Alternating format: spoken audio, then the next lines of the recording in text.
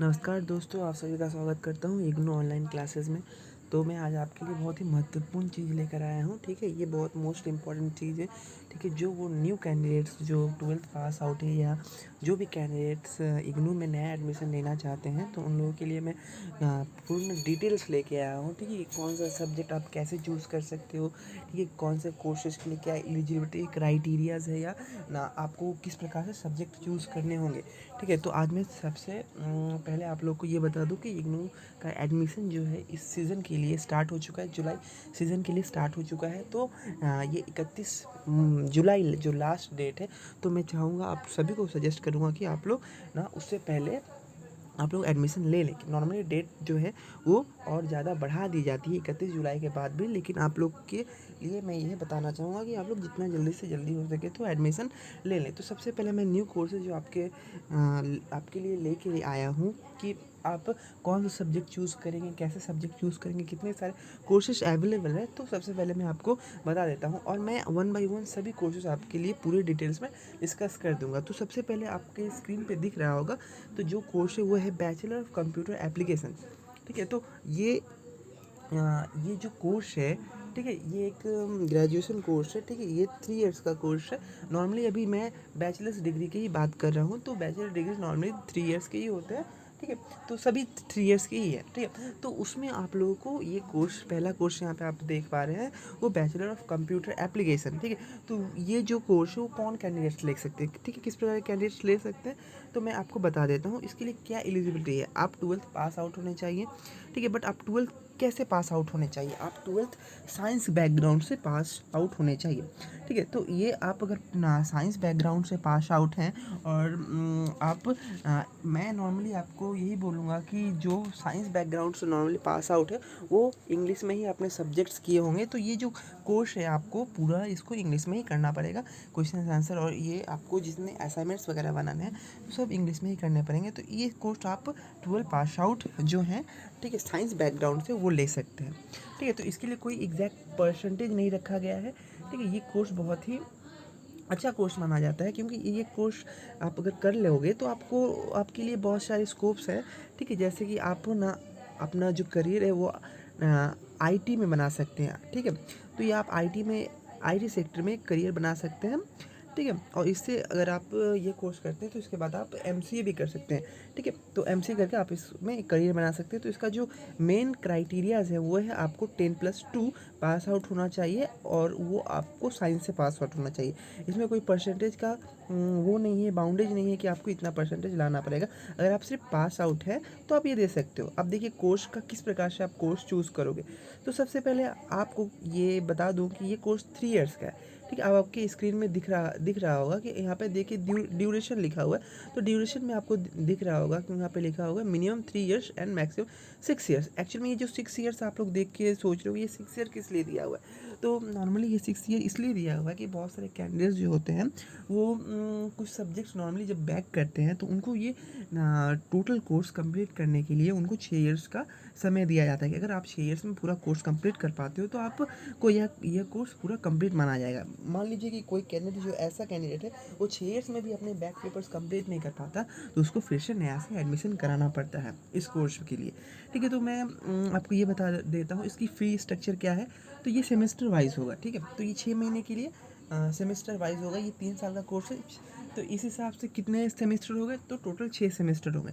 तो total 6 semester में आपका ये कोर्स पूरा हो जाएगा, ठीक है। तो इसका फ़ी स्ट्रक्चर क्या है, आपको टोटल 30,000 रुपये देने पड़ेंगे, ठीक है। तो ये दिखाई पड़ रहा है आपको फ़ी स्ट्रक्चर में बड़ा कर दे रहा हूँ।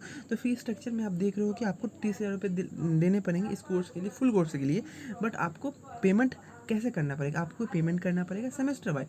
तो 6 सेमेस्टर है तो आपको इस हिसाब से हर सेमेस्टर में आपको 5,000 रुपये करके देने पड़ेंगे, ठीक है।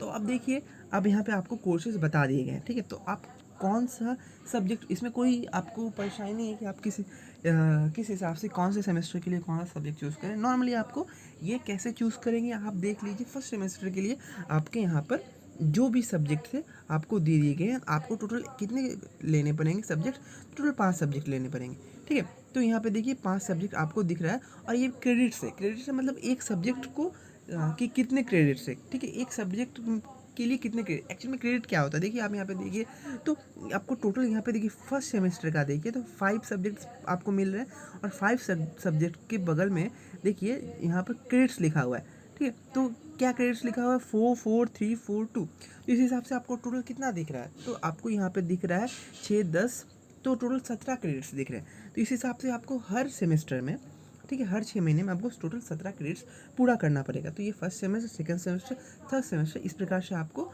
ठीक है, इस हिसाब से आपको टोटल 6 सेमेस्टर पूरे करने पड़ेंगे, ठीक है। तो ये देखिए, ये आपको हर सेमेस्टर में आपको 17 क्रेडिट्स पूरे करने पड़ेंगे। तो इसमें आपको कोई वो प्रॉब्लम नहीं होना चाहिए, क्योंकि इसमें पहले से ही ये डिसाइड कर दिया गया है कि कैंडिडेट्स कौन कौन से सब्जेक्ट चूज़ करेंगे हर सेमेस्टर में, ठीक है। तो आपको हर ईयर में आपको यही सब्जेक्ट, सॉरी माफ़ कीजिए, हर सेमेस्टर में आपको यही सब्जेक्ट मिलेंगे, और हर सेमेस्टर में आपको एक एग्जैक्ट 17 क्रेडिट से चुनना पड़ेगा, जो पहले से ही बनाया हुआ है, तो आपको कोई प्रॉब्लम नहीं होगी। चलिए नेक्स्ट देखते हैं।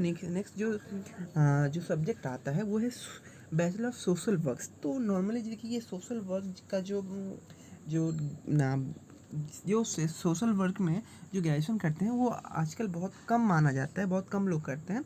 तो मैं आपको नॉर्मली जो बहुत कम लोग करते हैं, तो ये मैं आपको नहीं बताऊंगा। अगर किसी को इसके बारे में क्या एलिजिबिलिटी क्राइटेरिया है, क्या फ़ीस स्ट्रक्चर अगर जानना हो तो आप कमेंट करना, मैं उसको डिटेल्स में आप लोगों के लिए डिस्कस कर दूंगा, ठीक है। तो सोशल वर्क के बाद हम लोग आ जाते हैं नेक्स्ट जो सब्जेक्ट है, वो ये बहुत इंपॉर्टेंट सब्जेक्ट्स है, ठीक है।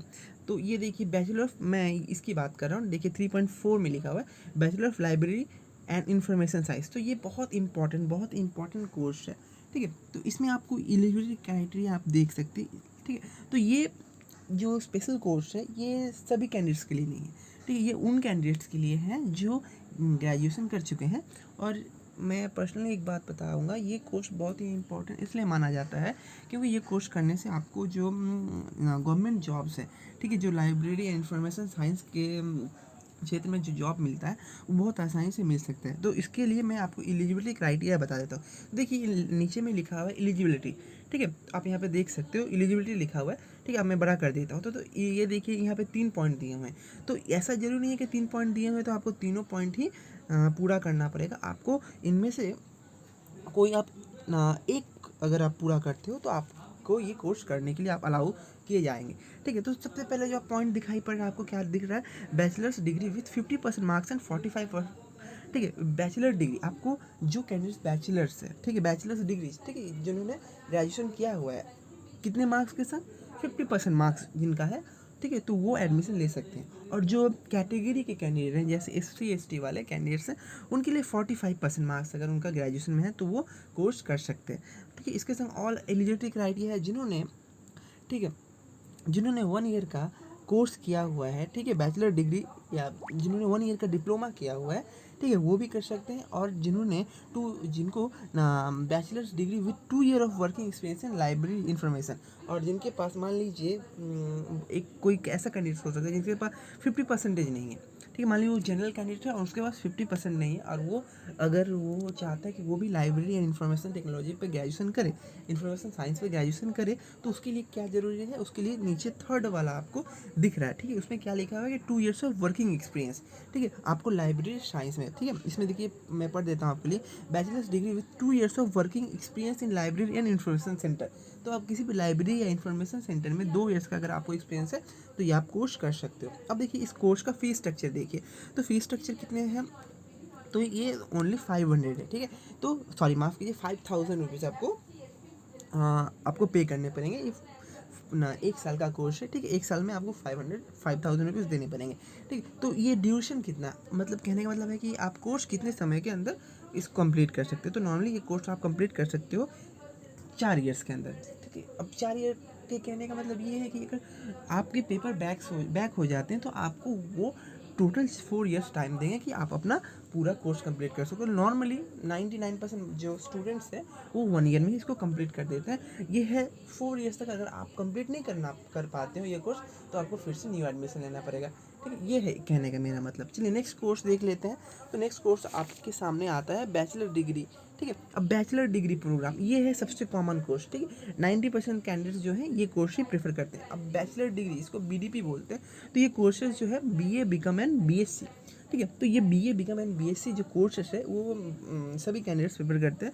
तो सबसे पहले मैं आपको बता देता हूँ कि आपको ना क्या एलिजिबिलिटी है। अगर आप BA में एडमिशन कराना चाहते हो बीकॉम में या BSc में, तो आपको क्या होना ज़रूरी है। तो आपको सबसे पहले 12th पास आउट होना ज़रूरी है हर चीज़ के लिए। BA में एडमिशन लो, बीकॉम में एडमिशन लो या BSc में एडमिशन लो। अब देखिए, अब इसमें ना एक कंडीशन, अगर आप 12 पास आउट हो, ठीक है, तो आपका इसमें कोई परसेंटेज मायने नहीं रखता। ठीक है, आप कितना परसेंटेज लाते हो। अगर आप सिर्फ पास आउट है, ठीक है, जैसे मान लीजिए अगर 12th में अगर आपका पासिंग मार्क्स 30% है, तो आप 30% मार्क्स लेके आए हो तो आप किसी भी कोर्स में एडमिशन ले सकते हो। ठीक है, BA BCom and BSc। But इसमें एक कंडीशन है कि अगर आपने 12th आर्ट्स से किया है तो आप BA में एडमिशन ले सकते हो। अगर आपने अपना जो 12th है वो कॉमर्स से किया है तो आप बीकॉम में ले सकते हो। और अगर आपने 12th अपना साइंस से किया है तो आप BSc में एडमिशन ले सकते हो। ठीक है, तो हम लोग आगे देखते हैं इसमें क्या दिया हुआ है, इंपॉर्टेंट चीज़ें क्या दी हुई है। ठीक है, अब देखते हैं। अब मैं बता देता हूँ नॉर्मली जो कैंडिडेट्स हैं उनके लिए मैं डेफिनेशन बता देता हूँ। BA का क्या मतलब होता है, बैचलर ऑफ आर्ट्स। बीकॉम का मतलब होता है bachelor of commerce and BSc का मतलब होता है बैचलर डिग्री इन साइंस। ठीक है, तो अब देखते हैं इसका जो ऑफ़र है। ठीक है, मतलब आप किस लैंग्वेज में ये सब्जेक्ट्स लिख सकते हो या आप किस लैंग्वेज में ये सब्जेक्ट्स पढ़ सकते हो। ठीक है, सब सब्जेक्ट पढ़ सकते हो, मतलब आप एग्ज़ाम वगैरह किस में दे सकते हो। तो ये सभी मीडियम अवेलेबल है। एक्चुअली में नॉर्मली दो ही जो मेन लैंग्वेजेस हैं। ठीक है, तो दोनों लैंग्वेज अवेलेबल है, एक है हिंदी और एक इंग्लिश, जो आपको दिखाई पड़ रहा होगा मीडियम ऑफ इंस्ट्रक्शन इंग्लिश और हिंदी। तो आप BA करिए, BA बीकॉम करिए और BSc करिए, जो भी करिए। अगर आप हिंदी और इंग्लिश में अगर आप किसी एक में चूज़ करना चाहते हैं तो आप आराम से चूज़ कर सकते हैं। अब देखिए मैं बता देता हूँ मेन जो है वो है फ़ीस स्ट्रक्चर। ठीक है, वो उतना मेन भी नहीं है मगर बहुत कैंडिडेट्स के लिए मेन में आ जाता है। तो BA और बीकॉम कर रहे हैं तो आपको 6,000 रुपये देने पड़ेंगे।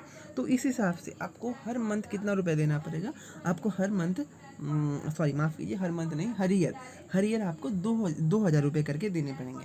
अगर आप बीकॉम BSc कर रहे हैं, BA और बीकॉम के लिए आपको 2,000 रुपये करके हर ईयर आपको 3 साल तक देना पड़ेगा। और BSc कर रहे हो तो आपको टोटल 10,500 रुपये देने पड़ेंगे। इस हिसाब से आपको पर ईयर 3,500 रुपये पे करने पड़ेंगे।